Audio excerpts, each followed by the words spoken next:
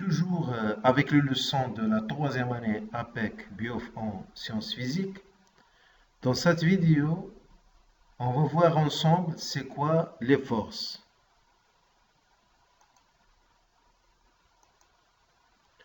Les objectifs d'apprentissage de cette leçon. L'élève doit associer une force à une action mécanique, connaître comment déterminer les caractéristiques d'une force, savoir mesurer l'intensité d'une force à l'aide d'un dynamomètre, savoir représenter une force par un vecteur. La force, c'est quoi une force?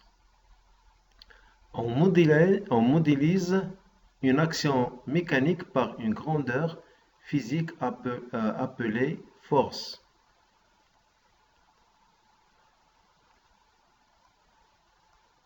Donc, à la place de dire action mécanique, on va la remplacer par force. Définition d'une force. C'est la même que celle d'une action mécanique.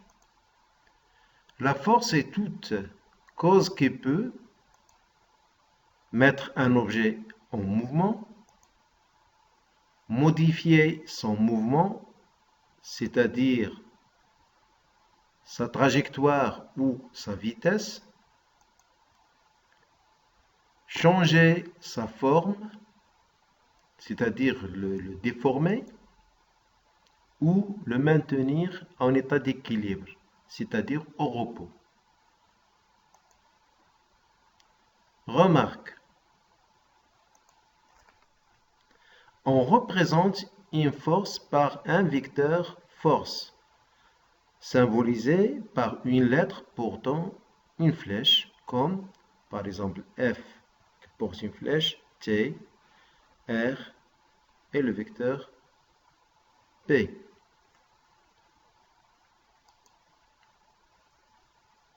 Les caractéristiques d'une force, c'est-à-dire, puisque la force c'est un vecteur, elle a des caractéristiques. Une force a 4 caractéristiques qui sont le point d'application,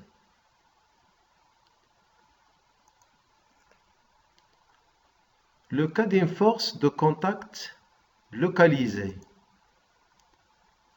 On a par exemple un fil qui tire un corps S.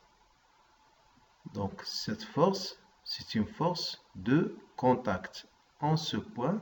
Donc ce point, c'est le point d'application de la force exercée par le fil sur le corps S.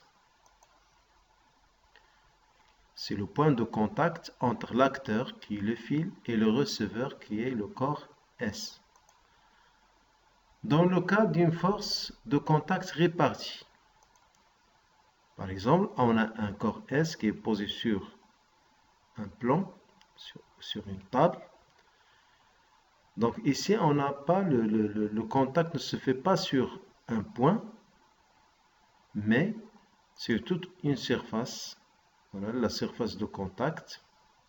Donc là, on va prendre le point qui est le centre géométrique. C'est le point de rencontre des diagonales de cette surface. Donc c'est pour dans le cas d'une force de contact répartie, le point d'application, c'est le centre géométrique de la surface de contact entre l'acteur et le receveur.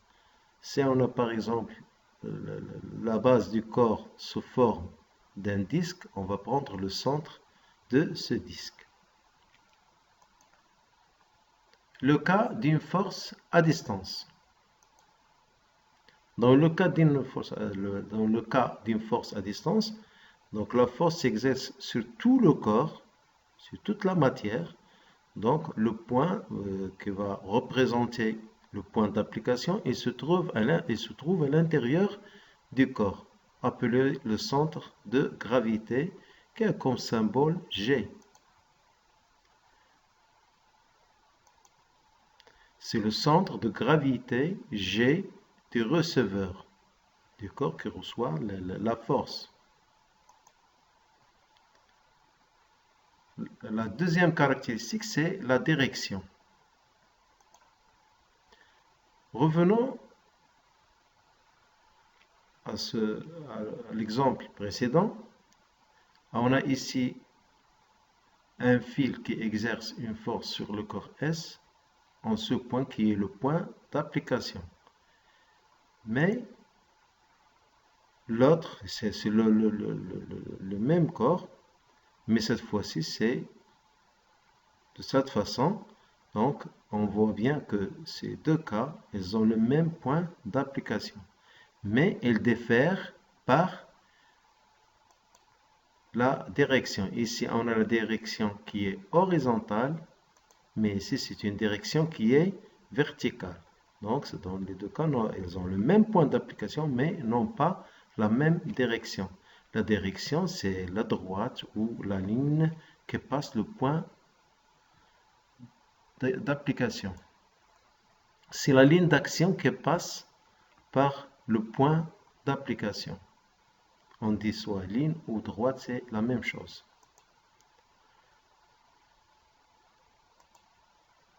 On voit bien, maintenant, on va voir la troisième caractéristique qui est le sens. On a ces deux, dans les deux cas, ils ont même point d'application. On va essayer de les déplacer. Le premier à gauche, le deuxième à droite. Donc, ils ont le même point. Les forces exercées par le fil, elles ont le même point d'application, même ligne d'action, mais elles diffèrent par le sens. C'est-à-dire, c'est l'orientation de mouvement. Le sens d'une force, c'est le sens selon lequel s'effectue l'effet mécanique.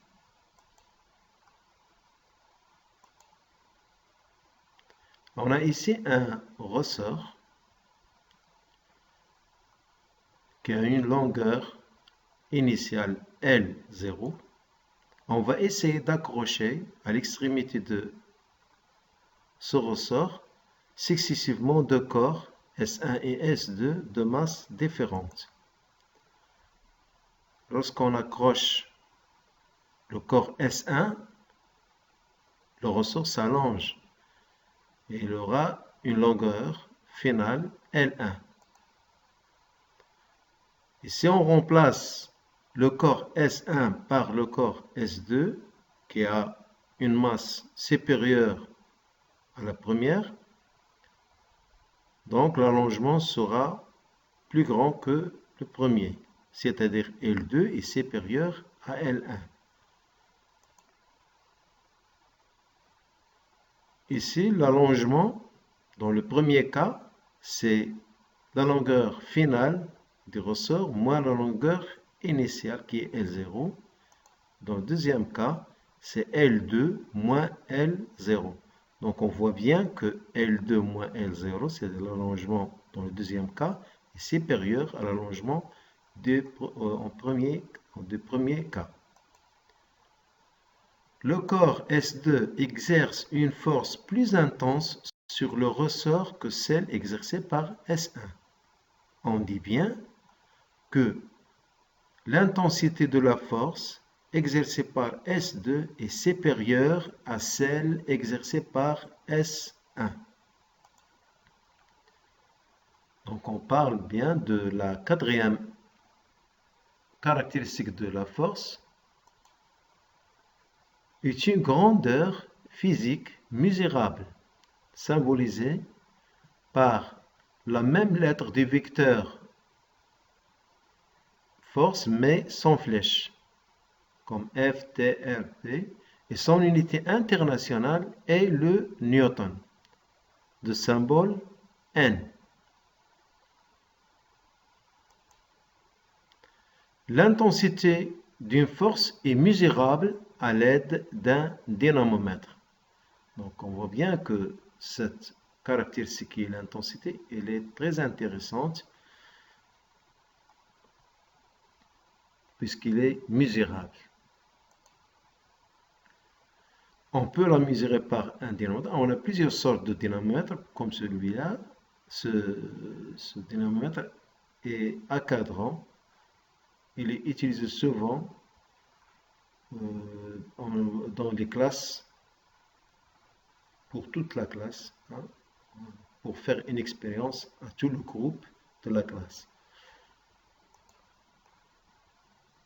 On a le dénominateur tubulaire, c'est l'utilisation par un élève, par exemple. On ne peut pas voir de loin les gradations, les valeurs qui correspondent aux gradations. Récemment, on a des dynamomètres numériques. Il affiche directement le résultat de l'intensité. Représentation d'une force. Donc la force, elle est représentable.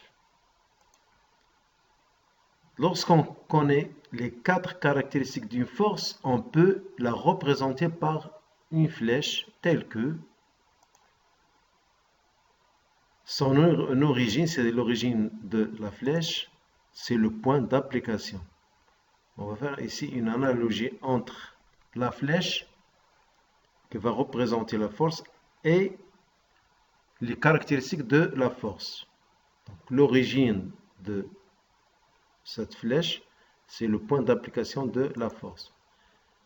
La direction de cette flèche, c'est la droite d'action de la force qui passe par le point d'application. Son sens, c'est le sens de la flèche et le sens de la force. Et la longueur de cette flèche, elle est proportionnelle à l'intensité de la force selon une échelle choisie. Application. On considère la figure ci-dessous. On a un corps S qui est suspendu à un dynamomètre en ce point qui est C. Déterminons les caractéristiques de la force F exercée par le corps S sur le fil. Donc, on a donné comme symbole à la force exercée par le corps S sur le fil du dynamomètre. On a donné cette force qui est F, le vecteur F. Et représentons cette force sur le schéma selon l'échelle suivante. C'est-à-dire, on va prendre, puisque la longueur de la force, elle est proportionnelle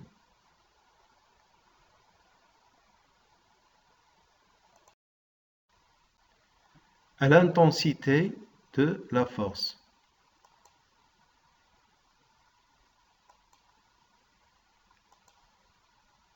Les caractéristiques de la force F.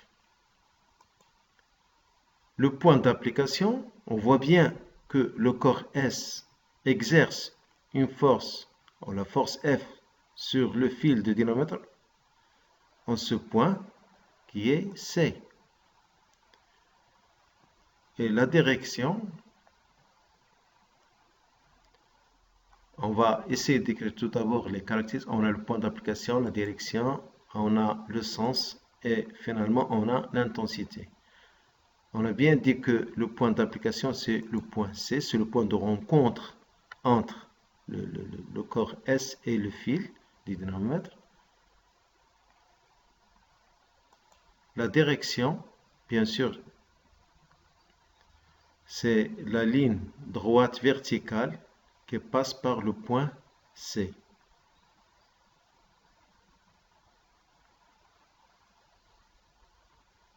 Le sens, bien sûr, le corps tire le fil, il exerce une force en tirant le fil vers le bas.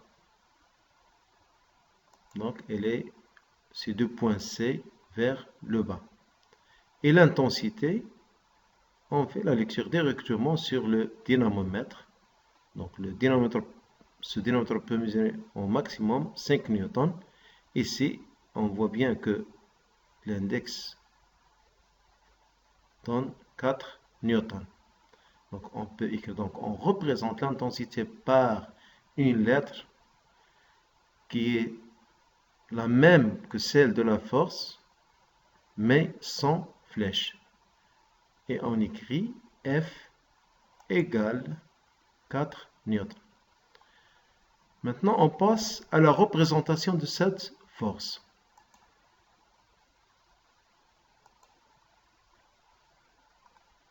On a, pour cette flèche, on va représenter bien sûr cette force F par une flèche qui a comme origine le point C.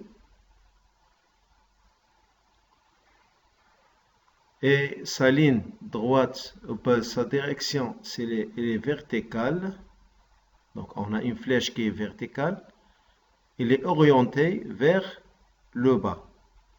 Et sa longueur, selon les données, on a 1 centime, selon l'échelle choisie, on va représenter par, c'est-à-dire 1 cm pour 2 newtons. Ici, on a 4 newtons. Donc, la longueur de cette force sera 2 cm.